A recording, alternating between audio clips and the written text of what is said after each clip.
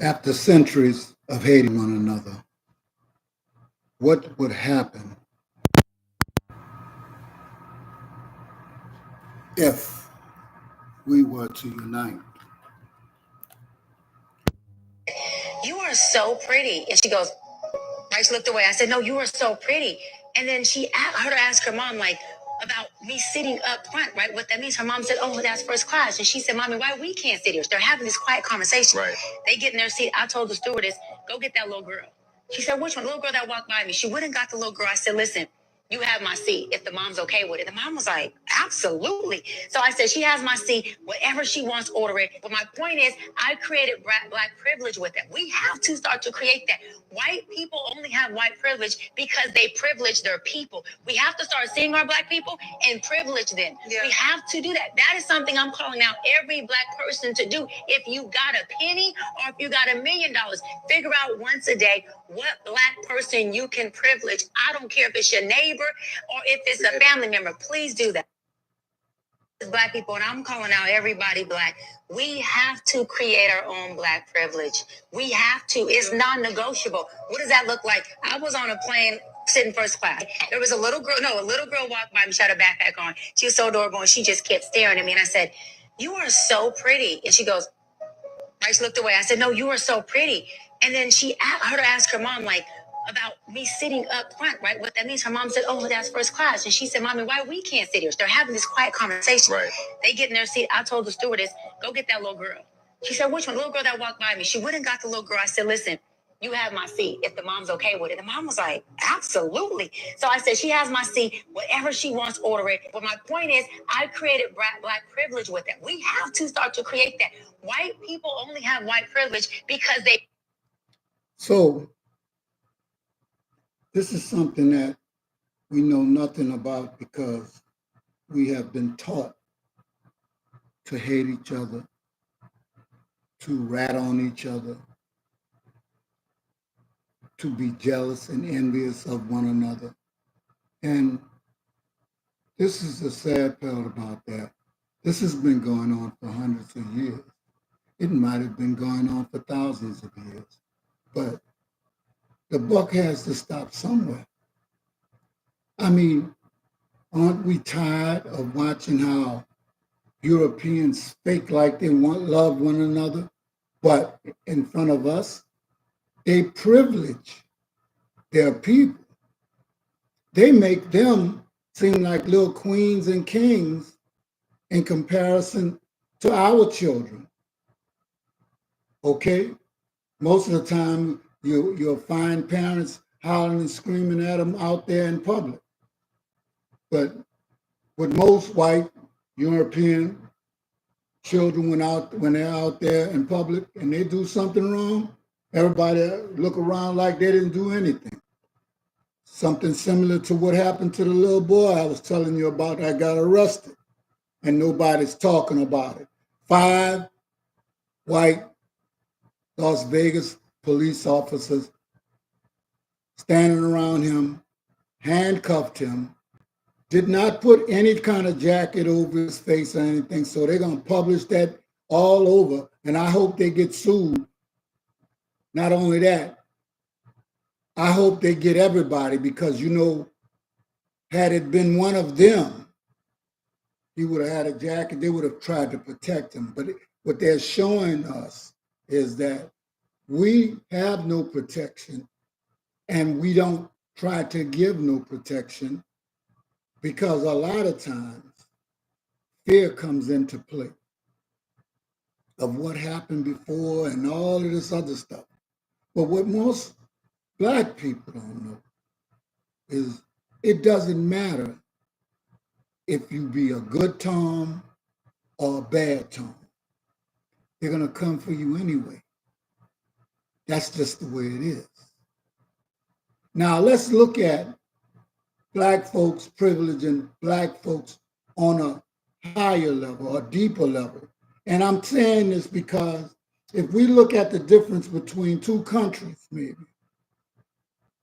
the way two presidents operate, and we look at the system that we're involved in right now, and another system that is we were used to because it was full of lack. We lack education, we lack knowledge, sometimes we look like we lack courage, food, water. But all this was like genetically engineered into us. And it's time to purge ourselves. So let's see what it looks like when you got somebody that really care about people, Black people. Something that's actually making a difference on the African continent. You know, for too long, Africa has been defined by the scars of colonialism, exploitation, and internal struggles. But a new era is emerging, one where leaders like Ibrahim Traore are refusing to let history dictate the future. His bold vision for Burkina Faso, embodied in the Faso Mebo initiative, is more than just roads and infrastructure. It's a declaration that Africa will no longer wait for permission to develop. You know, across the continent, we see nations pushing past years of oppression, reclaiming their narratives, and taking bold steps towards a self-sufficiency. Traore represents a new wave of African leadership, unapologetic, determined, and committed to proving that Africa's progress will be built by African hands. And I agree. In the past, if I said Burkina Faso, what will come to mind?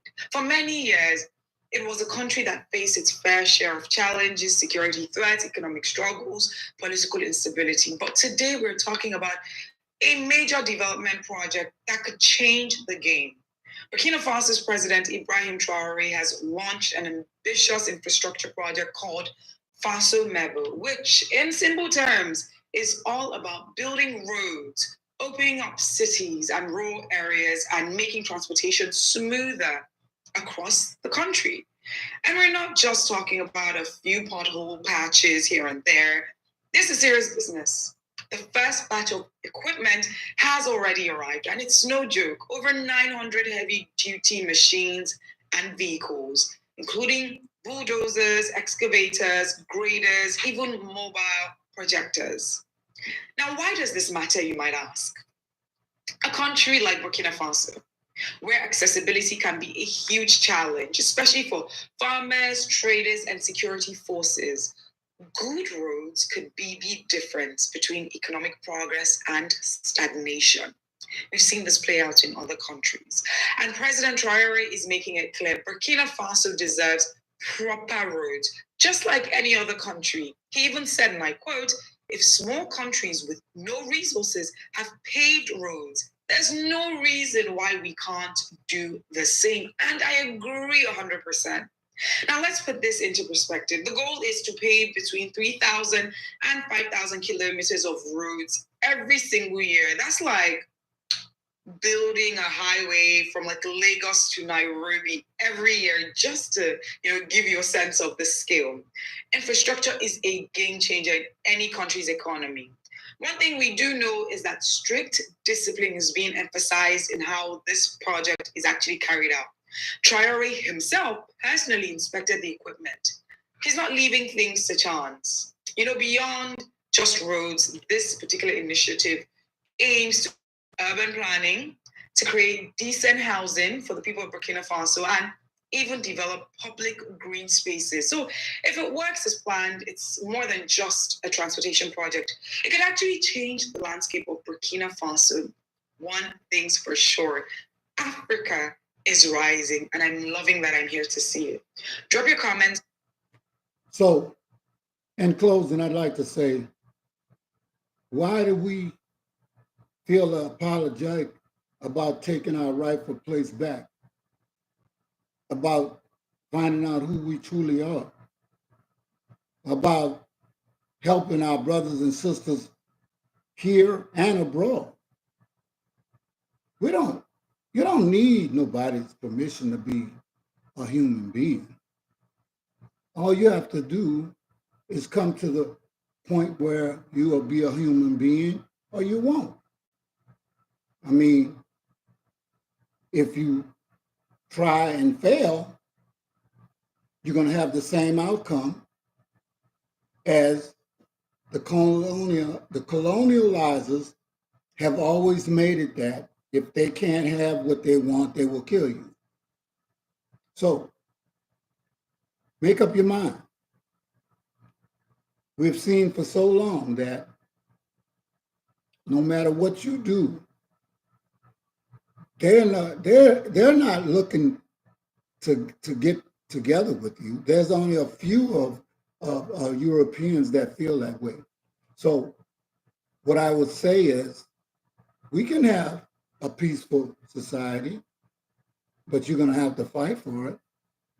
Okay. And one of the things that I know is also is you can't afford to be like the colonializer. You just can't, because that's being almost beastly. Now, we're human beings, we're born human beings, and we know we got our hands all over civilization, our feet all over this earth. So we have to be better than what people expect, no matter what they say, because what they say is a lie. They wrote the narrative off our backs and can take that to the bank.